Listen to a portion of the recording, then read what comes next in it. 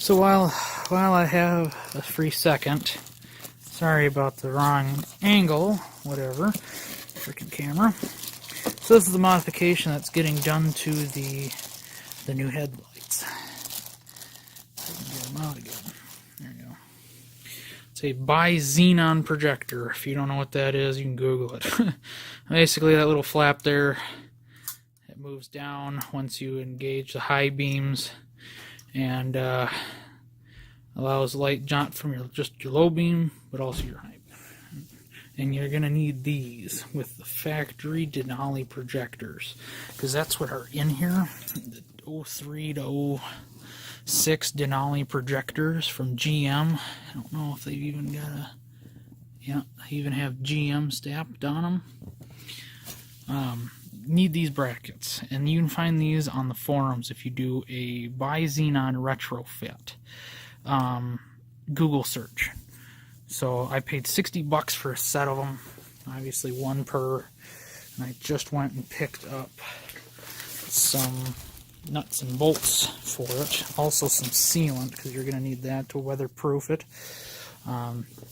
It's real simple. Just take a bracket, see it goes on the bottom. So the projector's face down. Take this, and you do that. Bolt holes line up perfectly. These were handmade, or well, maybe not handmade, but custom made. They just bolt right on, and then you just apply the sealant, you know, around this perimeter. Seal that off. And then when you go to put them in here, obviously, like there's gasket maker there, you're going to put gasket maker there again after you clean off this old stuff. And what I did with the other headlights is I actually put these in the oven, like for the same time Chris Fix says for his headlights. I don't remember what the temp was. It was for 10 or 15 minutes, and that worked perfectly. Just I had screws, I had everything off already. I had this out, so there wasn't going to be any moisture issues. Yeah, just took everything off, and when I did that, also, because this side's really tight, being the driver's side, I had shown that in the video, this side, for some reason, the little balls and holes and whatnot, they're a little sloppy, they're a little bit more wiggly than I care for, and what I did is I've got some weather seal gasket adhesive, something like that you can get it's for automotive. I put it in there because it goes in gooey and it hardens up into a rubber, so it still has some absorption in it. It moves very lightly, but not near as bad as they do loosely. But I mean, it's real simple. It'll probably take you about an hour and a half to do this. It's a little bit of farting around, but you know, the light output is just absolutely phenomenal, and your low beams turn into your high beams, and having xenon bulbs in there, it's just absolutely incredible the amount of light you get. So well worth the upgrade. But that's what they're getting today. But yeah, simple.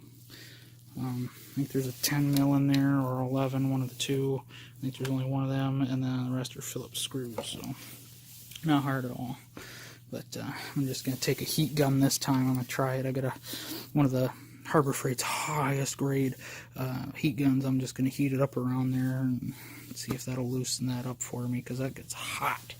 So just because I'm in a different place this time where I can't just stick stuff in the oven willy-nilly, and we don't have an oven just to do work like this, because it's how often do I do retrofit stuff. So but this kit was like $175 for everything, the bulbs.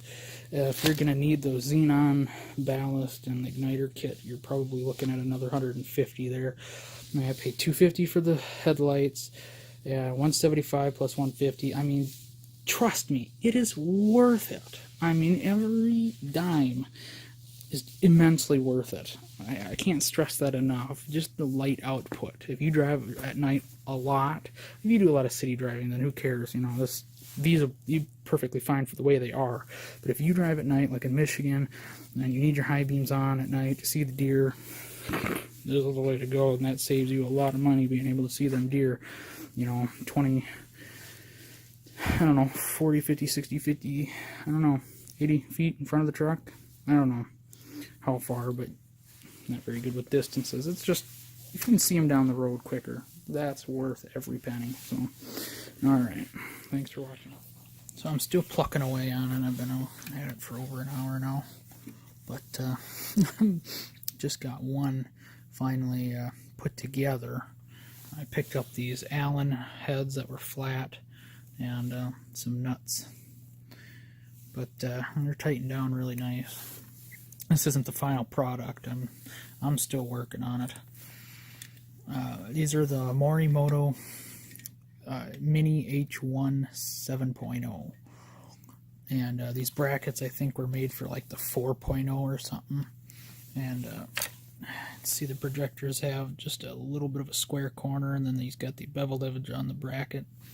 It doesn't want to fit entirely, but it's doable. So now there were casualties. Now I don't recommend doing this with a heat gun unless you're going to stand there for 10, 15, 20 minutes with the heat gun going around and around and around and around, and then another 10, 15 minutes going around and around and around. It's just because the one thing they didn't skimp on with these freaking Taiwanese headlights is the glue. The glue is just hard as a rock, and it takes forever for it to melt. So, and in the process of prying on it, when the glue still wasn't fully releasing, I managed to snap off the two things. Now, when I did this on my red truck, I had just popped the whole assembly, with that included, into the oven and cooked it for, 10-15 minutes, and everything came apart really quite easily.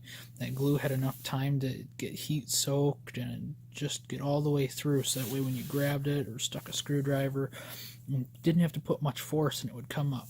So, but this was a lot more difficult doing it with a heat gun. I haven't even touched that one yet, so I mean, we're really behind schedule, but there's not really a timeline here. But I picked up some JB Weld plastic bonder, 3770 psi. It's supposed to cure in 30 minutes. That's what it says, believe it or not. It says cures in 30 minutes. So I don't know. It's still a little tacky, but it is on a bit thick, so we'll keep an eye on it. But before we can test them in the truck, I'm going to have those set up hard as a rock, because I also cracked the plastic there and there, so you got to be very careful. I mean, this is Chinese plastic. This isn't, American-made freaking awesomeness you paid $700 for. This is, Chinese plastic. So, got to be careful. This managed to, other than those cracks, was unscathed. So those are drying, and with that there, now this is how, wiggly piggly they are for the most part. They get a little bit of slop to them. I'll show you what I was talking about with the door seal stuff, because this will work actually really nicely. And the other thing you probably could do is use the sealant that I got for the same thing, but then you have to let that cure. Like, this cures pretty quick. This is black, oh come on, black super weather strip adhesive. Like, if you got weather strip on your car door or something that isn't sticking or is always falling away from the car, you can use this, and that'll help hold it in its place. But I put this in there on the red truck, and it actually did really quite well. So, and here's my heat gun I got from Harbor Freight. Whoops, sorry, phone slipped. It's actually pretty doggone good. It says 1100 degrees max. And it does really quite well. So it's just got a hot and a cold setting. That's it. There's no, it's either heat on or off. So, but we're just plucking away on it. It's taking a while, but it's going to be worth it in the end. So you got the pigtail that plugs into there, and then they give you the plug end for the two ends there, so you can match it up to your positive and negative for your high beam bulb, and that's nice. But yeah, they give you the whole kit caboodle for doing a whole retrofit if you're putting these projectors in a factory housing or something. Now the other thing to note, now if you have a 03 to whatever Denali that has the projector headlights factory, 03 to like 07, whatever it is, you still need these brackets, but you can do this modification to your factory housings, and you can buy a set of factory housings and do this modification, and it's probably a bit easier, but I wanted the U-bar halo type of thing, so that's why I am doing that to these, because I think that looks pretty freaking slick. So I also got weatherproof bullet connectors to connect my U-bars, because I had the other ends for the other headlights soldered on already, so I just cut the 2 wires off of the old headlight, and because that 2 wires ended up going into a 4-wire connector, and that on the headlight, so you could unplug the headlight from the wiring, which was nice. But this doesn't have a disconnectable link anywhere, so I had to make them. So weatherproof bullet connectors, and that really is nice. The ends heat shrink, so. And I probably heat shrinked them a little too much. You can see that goober sticking out. I think I melted the plastic, which was fine. I thought maybe it's adhesive. It'll hold the wire a little better. But this isn't a hard project. It just takes time, especially if you have to use a heat gun. But if you want to, you can build a little oven like the one Chris Fix had in his video, and that'll suffice as well in place of a real oven. But I gotta go grab my H1 bulb holders. I got the upgraded ones, because otherwise you gotta use the stupid spring clip. Gotta use that spring clip there to hold the bulb in, and I don't want that. I've got the one where it just twists off and you can tighten it down nice and tight, no wiggle, no nothing, so that's nice. And then that's part of the reason why it was $175. I think it adds an extra $10-15, but it's worth it, because it's, it gives you that extra bite to hold the bulb in. So that's also for mounting through just any ordinary, because these are universal. You can put them in anything, whatever you feel like, as long as they'll fit. So, and there's a reason this is called the Mini, because it is a smaller projector, but it does kick ass. I do have to say that. So, but while that stuff is drying, I'm probably going to start working on that one. And it's real simple. Just take your time, and you can have a kick butt freaking lighting system too. So, thanks for watching. So here we are with the finished product in the truck already. And see, it's a nice, crisp, clean cutoff, and even in broad daylight. Flip on the high beam. Kablam! Oh yeah! Camera's making it look like there's a delay between when I flip the high beam on and whatnot. Real life, there's not. It's instant. Oh, but that is going to be so nice at night going down the road. So that's crisp, clean cutoff. They are in there. They are done. The old projectors had that gap as well. This one might be a little bit deeper, but even with that truck, the output between these projectors and the other ones are just absolutely awesome. Let's see the dirt I got in there. Oops. On the schmoo that's on the lens. I thought I'd clean that off. But anyway, it's not going to really affect it that much. But holy Hannah. Crisp, clean light. Oh man. That's going to be nice. I can't wait to try that out tonight. But while we're out here, I'm going to do a quick cold start, because I'm going to go run an errand here. Headlights will come on or not. That they won't.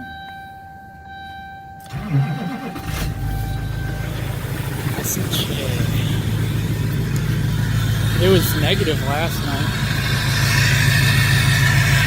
So it was like 8 degrees and felt like -3 or something like that. So gotta love it. Absolutely gotta love it. Beautiful Minnesota weather.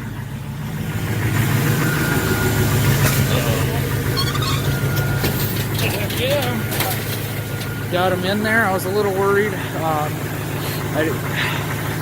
One thing I didn't say about doing this upgrade is the housing that the projector mounts to, that big black blob of plastic. You have to Dremel out the inside of that a little bit just so that the projector fits in there perfectly, because otherwise the projector hits on the top and bottom and won't sit flat. So I did that, and I was a little nervous because on that truck they were a little loose. You could twist them a little bit, and you want that line to be perfectly flat. And so I test fit them and made sure they were rotated just enough to be perfect. And these ones are so tight, I couldn't do that. I just had to goober them up the way they were. And yeah, I mean, they're in there and they freaking work. And they look awesome. Absolutely awesome. So, I mean, it was a job well done. So, just definitely worth it when it comes time to see at night. So, then I'm gonna end up changing these turn signal housings out because there's no chrome on the inside of them, so those bulbs are just dimmer than dim. I was wondering why these look so pathetically dim. They've got regular bulbs, so they should be really bright. I'm gonna try and find some smoked chrome ones. Hopefully that won't look too out of place. But, yeah. And I don't know if I ever did show you the projectors on the red truck. You can see they got a gap too. But, yeah, I mean, they turned out nice. They really did. Let's get a little less fluid.